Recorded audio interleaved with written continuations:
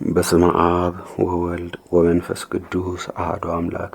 የካቲት 19 በዚች ዕለት የተጋዳይ መነኮስ የአባ መርትያኖስ ሥጋው ከአቴና ሀገር ወደ አንጾኪያ የፈለሰበት ሆነ።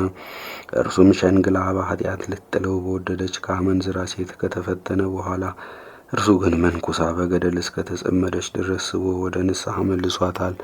ከዚህም በኋላ መኖሪያውን ትቶላት ከሀገር ወደ ሀገር የሚዞር ሆነ። ከአቴና አገርም ደርሶ በዚያ ጥቂት ቀን ኖረ። ጥቂትም ታመመና በሰላም አረፈ።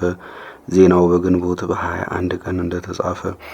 የከበረ ቴዎድሮስም ለአንጾኪያ አገር በከሃዲው የፋርስ ንጉሥ ዘመን ሊቀ ጵጵስና በተሾመ ጊዜ ይህ አባት የካህናት አለቆችንና ምዕመናንን ልኮ ሥጋውን ከአቴና አፍልሰው ወደ አንጾኪያ ከተማ አመጡት። በምስጋናም እየዘመሩ አክብረው ተቀበሉት።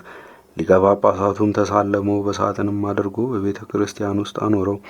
በዚችም ዕለት በዓልን አደረገለት። ለእግዚአብሔር ምስጋና ይሁን፣ እኛንም በጸሎቱ ይማረን፣ በረከቱም ከእኛ ጋር ትኑር ለዘላለሙ አሜን።